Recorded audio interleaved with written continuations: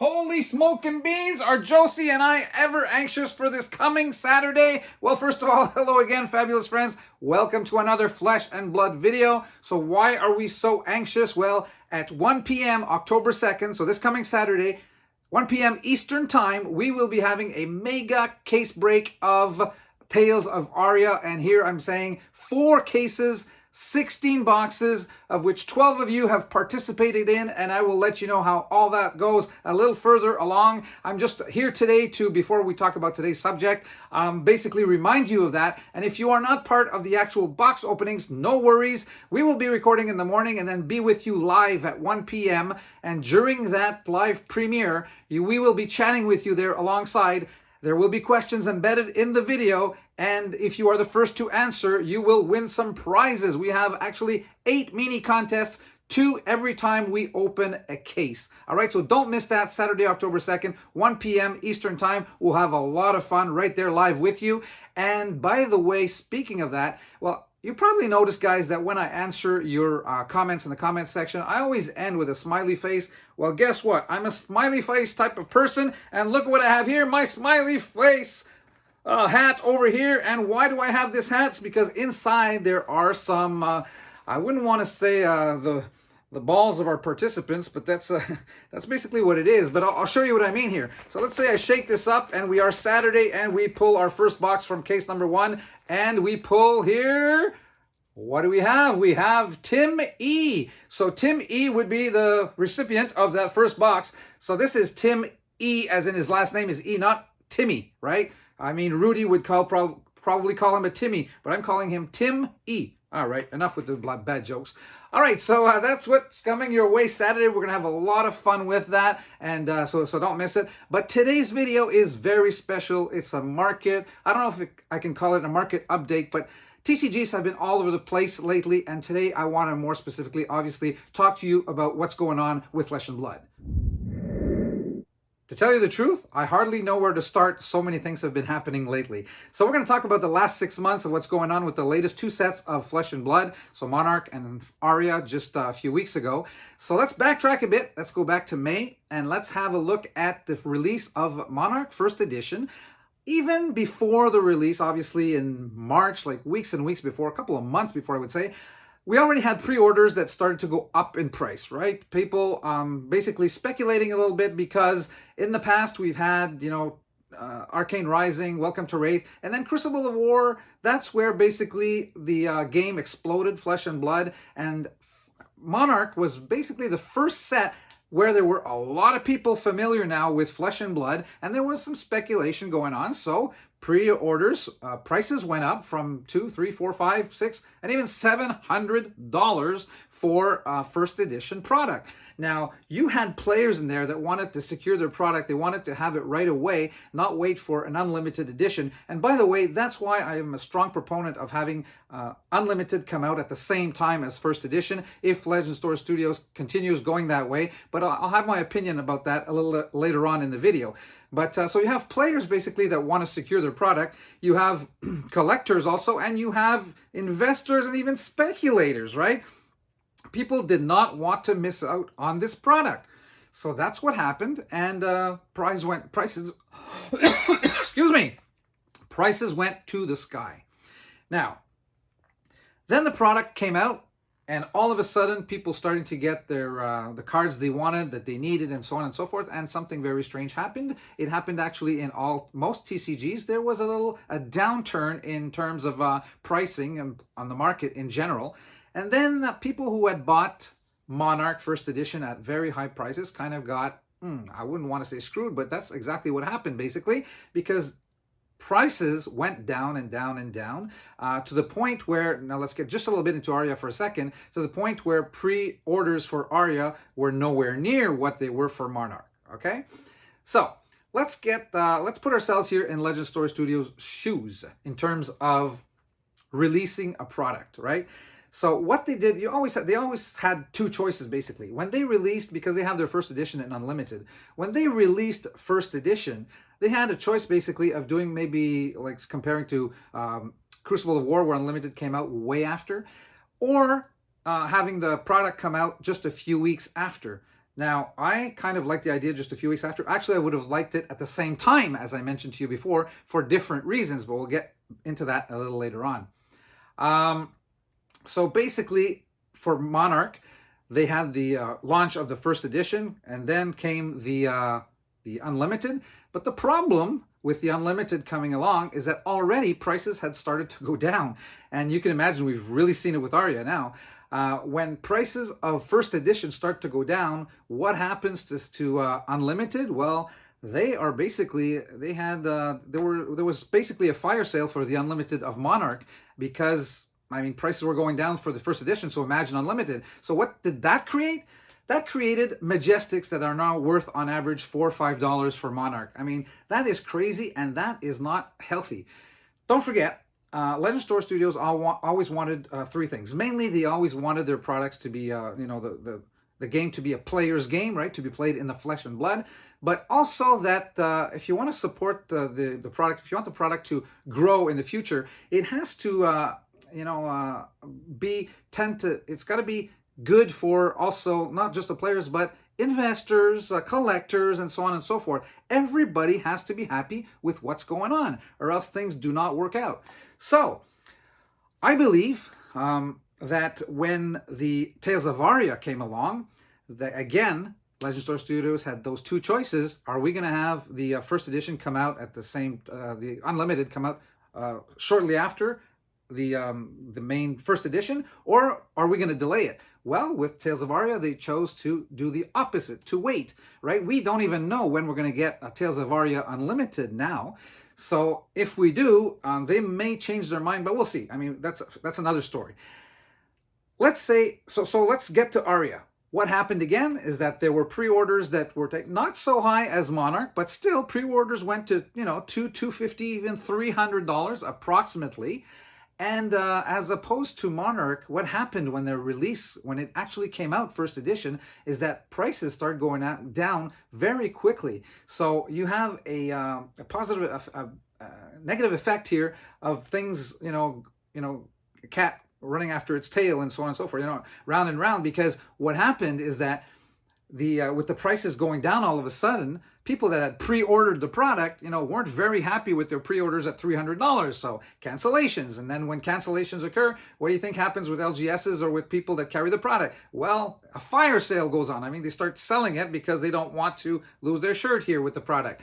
So now what happens this time is that we have a product where we don't have the Unlimited version yet, Tales of Aria, and already the prices are down to being really low, to the point where people are really scared now. What's going to happen with Tales of Aria Unlimited? Will prices go down, tank to like $50 a box or something like that? So I'm sure Legend Store Studios is very active in having a look at what's going on, and they will judge if and when they come out with the Unlimited version of Tales of Aria. So this tells me that both situations, the one that occurred with Monarch where first edition came out and then just shortly after Unlimited came out, versus the second option in Tales of Aria where first edition comes out and then much later on Unlimited comes out, I think that in both cases that is not the optimum. I think Legend Store Studios will probably not be going that way again and change their approach to this, because like I mentioned before, it is great to supply cards to your player base, and that's another thing. I mean, is the player base right now large enough to support having a large print run of the new sets that come out, both considering first edition and then Unlimited? So that is another question to be asked, but whatever. All I know is that the actual situation is not optimal right now, because the players, for sure, the player base is fully satisfied, cheap cards, plenty to go around, everybody's getting what they want and what they ordered, that's fine. But the problem is, you have collectors collectors is okay also, it doesn't cost too much to have the cards, although as a collector you do want to have some value cards, and if things continue in that direction, value cards will will be there will be less and less of them around. So, and knowing very well that Legend Store Studios, they are very smart people. Don't count on them to do the right thing in the future. They will make sure that actually there are cards out there of value, because you satisfy collectors and even investors. And I mean, secondary market, I know that some players will say, blah, blah, blah, all we want to do is play the game. I can understand that. But the success of a TCG goes the secondary market also, not just the player base. All three are important. Player base, collectability, investor market, even, well, you know, I've mentioned what I think of speculators before, but that's, you know, we've seen it actually. I didn't even mention it. We've seen that with Monarch first edition. We had those speculators, and I also call them flippers, right? Who were expecting to buy those boxes at $200-300 and even higher, because they imagined that maybe they would go even further than $700. So I'll buy it for $3, sell it for $6 or whatever. I'll flip it and double my money. These very people got you know, screwed again when the product started to tank. And that's why in Aria we had much fewer people that actually were trying to speculate on the product, and that's why we probably had pre-orders that didn't reach more than half of what the pre-orders of Monarch had reached. All right, so that's all very good, Mark. So you're saying that neither way is optimal in terms of, you know, let's get back to this principle. Two choices, right? You have a product come out, first edition, and a few weeks later, very close to the first edition, the unlimited. We've seen that. I've tried to explain here what I think of that. Not ideal. And then the second situation, product comes out, first edition, and then a long time after that, unlimited comes out. Well, from what we seem to be going through right now, not ideal either. So here is my humble opinion of what I think could be a good idea going forward. If I was actually sitting in a conference meeting at Legend Store Studios in New Zealand, and I was asked my opinion, this is what I would say.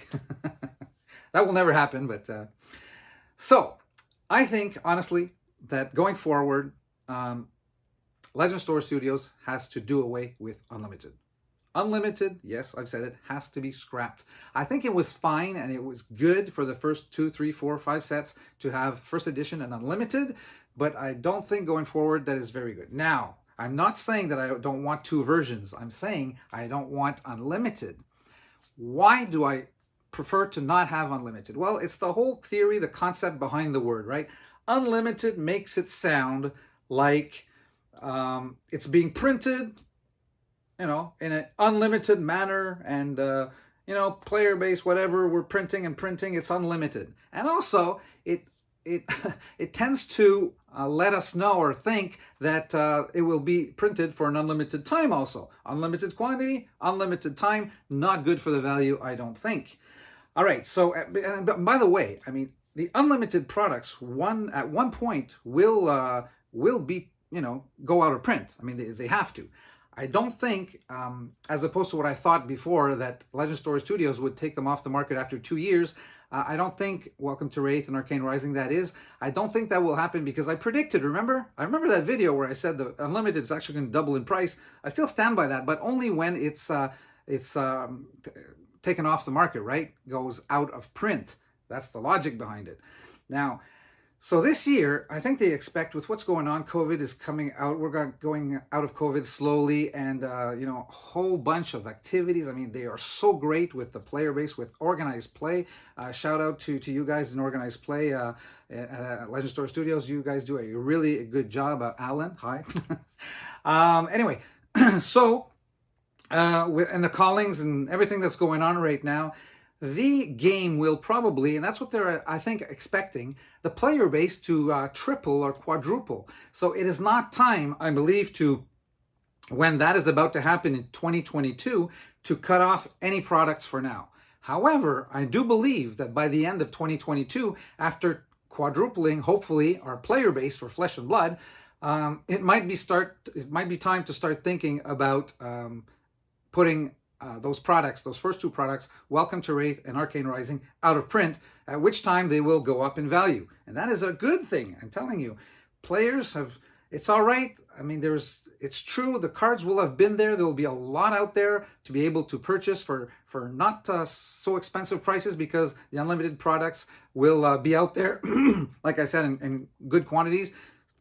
So at one point, it will be time to pull that. And at the end of 2022, Legends of Studios with those two sets will be 3 years old. And perhaps they are going to judge that is about the time to do it. All right. So my train of thought here with Unlimited. Back to that. Why I don't want Unlimited, I've explained a little bit. But what I would do, however, again, I'm back to the concept and the fact that I think that a new product should come out, the Fleur first edition, and whatever product is related to that first edition come out at the same time. So this is what I would do. I would do away with the Unlimited, as I just said. I would just call a set by its name, period. All right? So let's take, for example, Tales of Aria. So the set is Tales of Aria. That's all it is. The boxes are identified as Tales of Aria. However, this is how you have a different product, well, a twofold presentation to the product.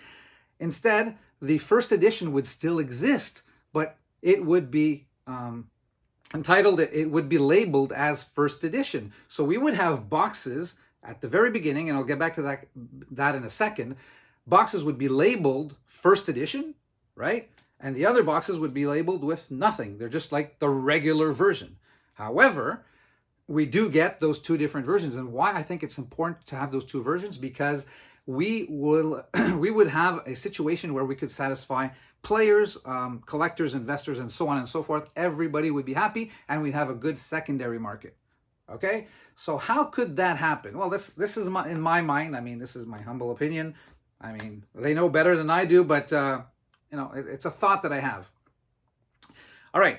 So let's say that we don't have Unlimited anymore. We just have the name of the set and first edition. What would first edition? I would actually have those come out at the very same time, except for 1 week, right? Pre-release week. Well, first of all, for pre-release week, 1 week before the actual set comes out, I would have pre-release kits, okay? A little bit like Magic the Gathering does. And those pre-release kits contain 6 booster packs so that you can play your sealed event, right?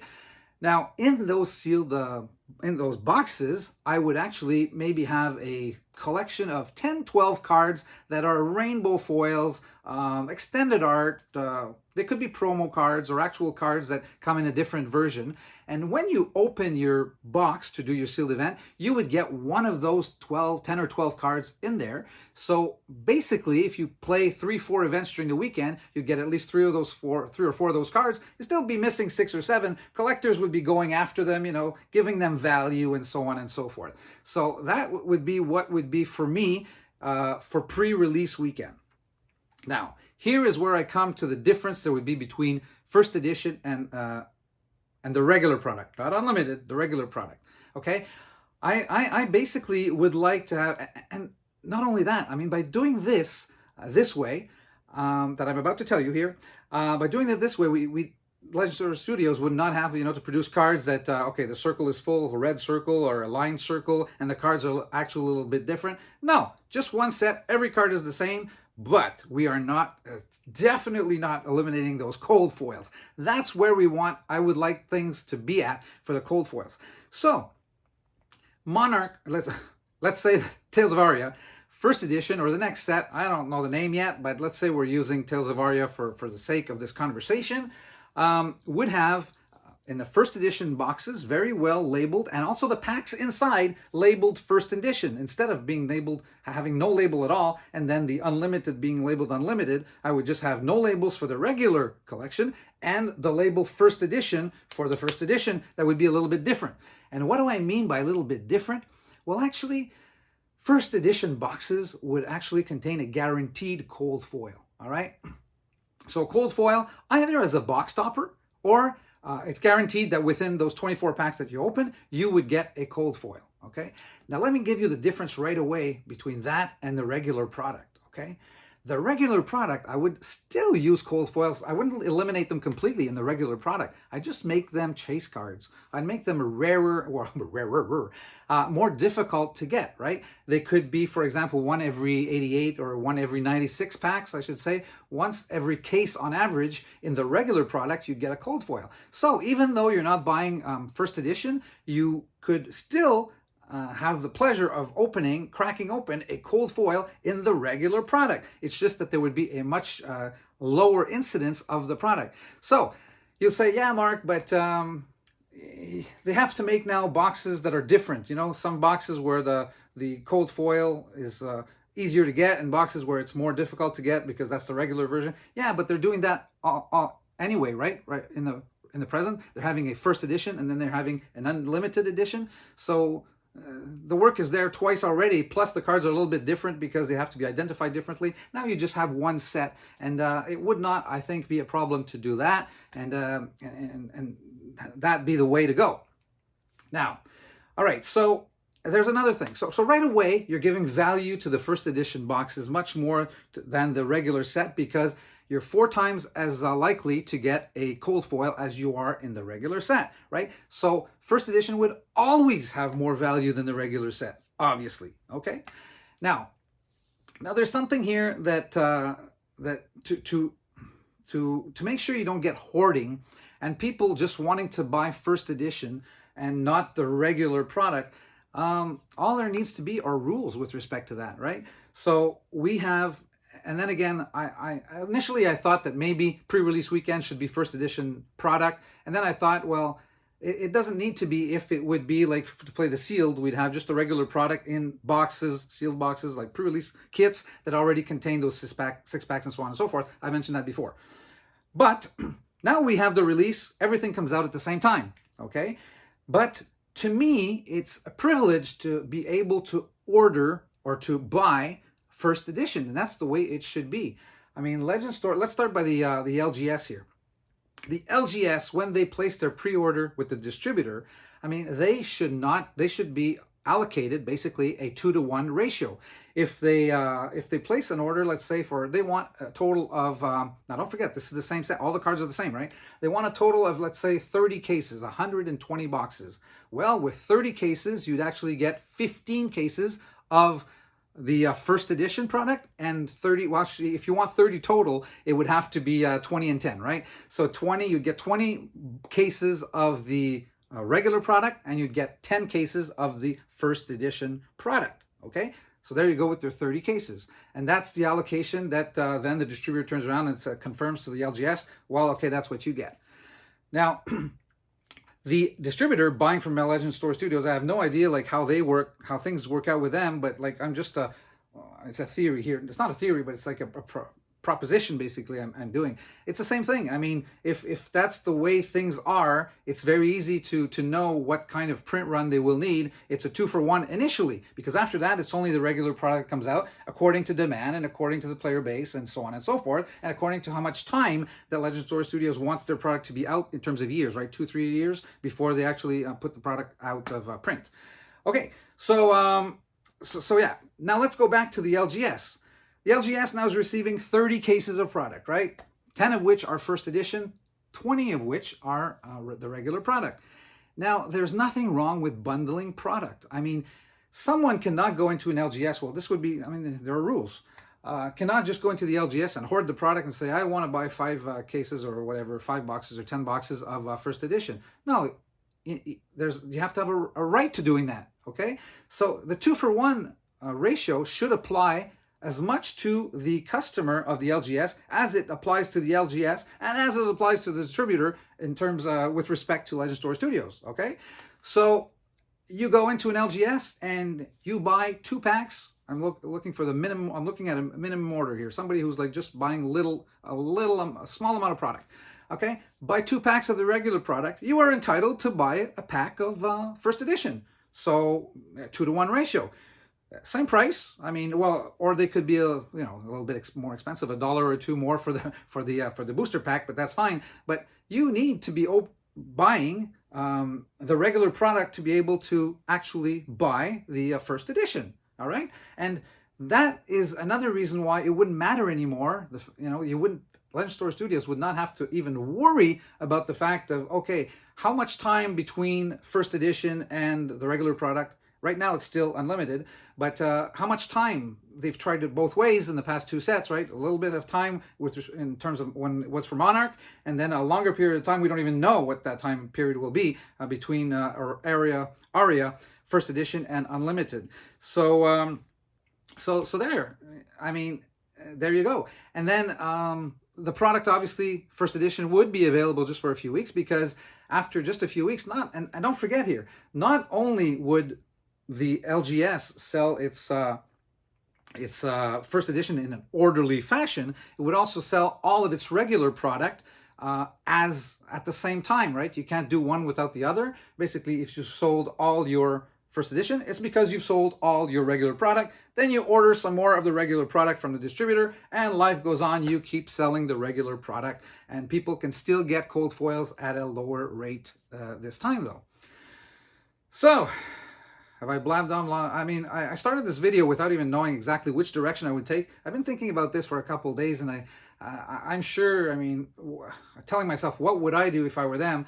And all I know is that whatever I say, whatever we say, whatever goes around, I mean, they're taking the feedback, and I'm sure they're considering it, but I'm not at all... I'm not at all worried for them. I mean, they've created one of the greatest TCGs ever created. So I'm not. I'm sure that James White down there at Legend Store Studios and his management team, they're going to come up with the perfect solution, and they're going to make all three happy. And what I mean by that, they're going to make players happy. They're going to make sure prices are reasonable for the players. They're going to use a strategy that allows for some cards out there to be chase cards or cards of value, and so on and so forth, to make collectors and investors happy. The product on the secondary market has to be healthy, because if it is not, and cards tank, product tanks, a lot of people will not want to buy it. Only players will want to buy it, and then you're just hoping that your player base is great enough, and I'm sure it will be for Flesh and Blood. I mean, with everything they're doing and everything, they're doing everything right. I mean, I'm sure that back over there, that is the one thing that they are still wondering, what do we do about this unlimited? What do we do with these first editions? What are timelines, and how can we make the rules in terms of how it is sold? And this is probably the one thing they are talking about the most. Well, maybe not, but I'm just guessing here, right? Anyway, let me know what you think in the comment section. That probably does it for my little 2 cents of logic that I think is, well, of opinion here, that I would probably look into if I were them. But we'll see what happens in the future. It'll be very interesting one way or another. There is no way that they are going to let the present situation persist. They're going to correct it, and I'm not even worried for that. And I'm just curious of seeing how it will be done. All right, so if you've liked this video, don't forget the thumbs up, please. Don't forget to subscribe if you're not already a subscriber. We are close to 2,000 subscribers now. I'm hoping to get there. I don't think I will be. You know that I created this channel 1 year ago, the very day of my birthday, October 9th. So this channel will be 1 year on October 9th. And I think I'm going to turn 55 before my channel turns 2,000. But we'll see. We'll just keep our fingers crossed, and we'll keep hoping.